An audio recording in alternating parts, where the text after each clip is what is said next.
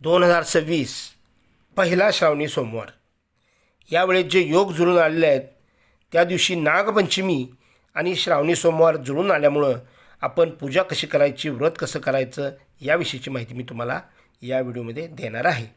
माझा तुम्ही पहिले श्रावणी सोमवारचे 4 योग वेगवेगळे आलेले आहेत. ह्या व्हिडिओ तुम्ही पाहिला नसेल तर अवश्य पहा, म्हणजे पुढच्या श्रावणी सोमवारचं तुम्हाला त्याचं कसं महत्त्व करायचं हे तुम्हाला माहीत पडेल. तर आपण शिवशंकरांची पहिली पूजा करायची असते. शिवशंकरांची पूजाबरोबरच ह्यावेळेस नागपंचमीची सुद्धा पूजा करता येते. तर महिला वर्ग ह्या नागदेवतेला आपला भाऊ मानत असतात. त्यामुळं महिला वर्गांनी श्रावणामध्ये शिवशंकरांची तर पूजा होईलच तुमच्याकडून, पण नागदेवतेची सुद्धा पूजा आपल्याकडून करायची आहे. आणि अशा प्रकारे ही पूजा करताना नागदेवतेला आपण काय व्हायचं, काय करायचं याविषयीची माहिती मी तुम्हाला या व्हिडिओमध्ये देणार आहे. तर प्रथम आपण शिवशंकरांची पूजा करताना, पिंडीची पूजा करताना आपण त्यांना जलाभिषेक, दुग्धाभिषेक, ज्या त्या पद्धतीनं ज्यांना ते शक्य आहे त्याने तो अभिषेक करायचा आहे. प्रत्येक अभिषेक करताना तांब्याच्या भांड्यामधून आपण दूध, जल हे महादेवाच्या पिंडीवर अर्पण करायचं आहे. प्लॅस्टिकच्या पिशवीतून, प्लॅस्टिकच्या बाटलीतून आपण हे अभिषेक करायचा नाही, हे सगळ्यांना आवर्जून सांगतो. त्यासाठी माझा अभिषेकाचा सुद्धा पूर्व जुना व्हिडिओ आहे, तो सुद्धा अवश्य पहा. तर अशा प्रकारे आपण पहिल्यांदा जलाभिषेक करून घ्या, पहिल्यांदा नंतर दुग्धाभिषेक करून घ्या आणि त्याच्यानंतर मग आपण त्यांना भस्म व्हायचं आहे. भस्म आपण हा तीन बोटांनी, पहिल्या 3 बोटांनी तुम्ही भस्म वाहू शकता. भस्म वाहिल्यानंतर मग आपण त्याला बेलपत्र व्हायचं आहे. बेलपत्र तुमच्याकडे 3 दल 5 दल असं जितकं कुठलं मिळेल पद्धतीनं तुम्ही हे बेलपत्र व्हायचं आहे. बेलपत्राचा जो दांडा असतो त्याचं शेवटचं टोक आहे ते कट करायचं आणि ते बेलपत्र त्याच्यावर तुम्ही ओम नमः शिवाय असं लिहिलं तरी चालेल. तर हे ओम नमः शिवाय केलेलंचं बेलपत्र आहे, हे महादेवाच्या पिंडीवर व्हायचं आहे. बेलपत्र कसं व्हायचं याविषयी सुद्धा माझा व्हिडिओ आहे, तो सुद्धा अवश्य पहा. तर अशा प्रकारे आपण हे बेलपत्र शिवशंकरांना व्हायचं आहे. त्याच्यानंतर मग आपण शिवशंकरांना आता इथं नागदेवतेची पूजा करत असताना आपण शिवशंकरांच्या वर जर नागदेवता असेल, शिवशंकरांच्या पिंडीच्या वर नाग हा वर लावलेला असतो, तो पितळेचा नाग असतो. तर अशा नागाला सुद्धा तुम्ही दुधाचा अभिषेक करा. दूध अभिषेक करून त्यांना तुम्ही गंध किंवा भस्म लावला तरी चालेल. त्यांना भस्म लावा, त्यांना फूल व्हा. फूल शक्यतो महादेवाच्या पिंडीवर पांढरंच फूल व्हा. शक्यतो पांढरं फूल हे महादेवांना प्रिय असतं आणि अशाच पद्धतीनं नागदेवतेला सुद्धा पांढरं फूल आपण व्हा. आणि इतर जे लाल वगैरे फुलं लोक वाहतात तर ते वाहू नका. शिवशंकरांना पांढऱ्या फुलाची फार आवड आहे, त्यामुळं त्यांना शिवशंकरांना आपण पांढरे फूल व्हायचं आहे.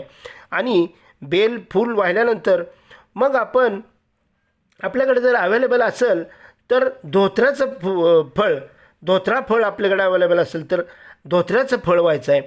धोत्रा फळ तुम्हाला मिळेलच किंवा धोत्र्याची फुलंसुद्धा काही लोक वाहतात. पांढरा धोत्रा असेल तर उत्तम. पांढऱ्या धोत्र्याचं फूल आणि पांढऱ्या धोत्र्याचं फळ आपण शिवशंकरांना व्हायचं आहे.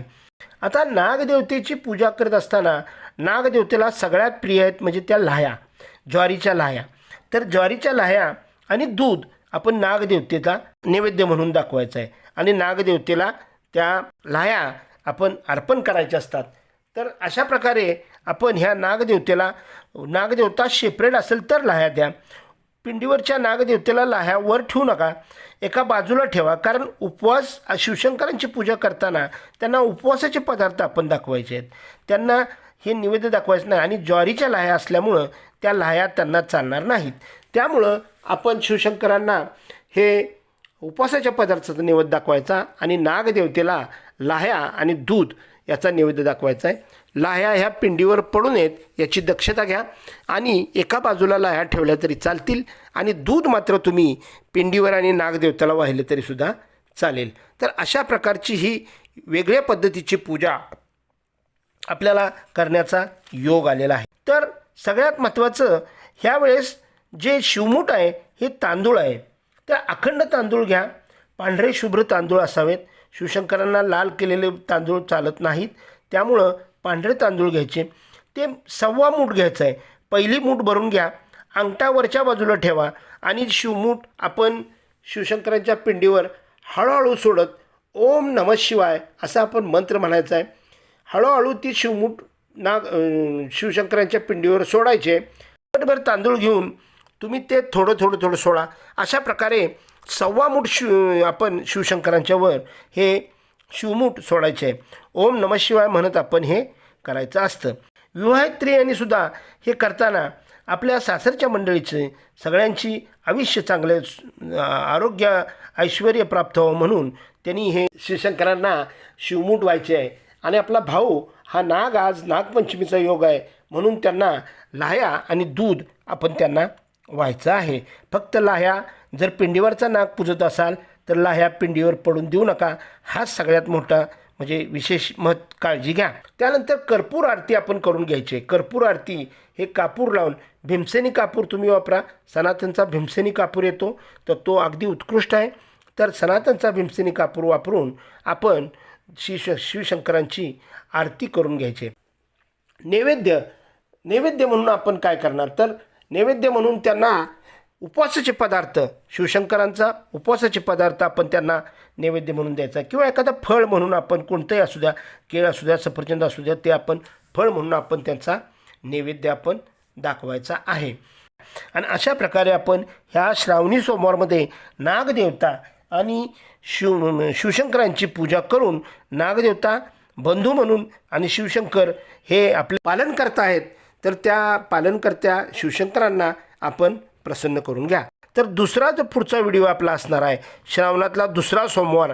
त्या दिवशी योगायोगानं पुत्रदा एकादशी आहे आणि पुत्रदा एकादशीच्या दिवशी आपण श्रीहरी विष्णूंची शिवशंकरांची पूजा कशी करायची ते सगळ्यात महत्त्वाचं आहे. आणि हे विरुद्ध आहे थोडंसं, त्यामुळं त्याची पूजा करताना आपल्याला काय करायला पाहिजे, काय काळजी घ्यायला पाहिजे याविषयीची माहिती माझ्या त्या व्हिडिओमध्ये तुम्हाला पाहायला मिळेल. तर अशा प्रकारे आपण श्रावणामध्ये हा योग आलेला आहे. वेगवेगळे योग आहेत आणि ह्या योगावर नागपंचमी आणि श्रावणी सोमवारचं आपण पूजन करून श्रीहरी शिवशंकरांना आणि नागदेवतेला आपण प्रसन्न करून घ्यायचं आहे. जर तुम्हाला ही माहिती आवडली असेल, लाईक करा, कमेंट करा आणि माझ्या चॅनलला सबस्क्राईब करा. ओम नमः शिवाय. धन्यवाद, धन्यवाद, धन्यवाद.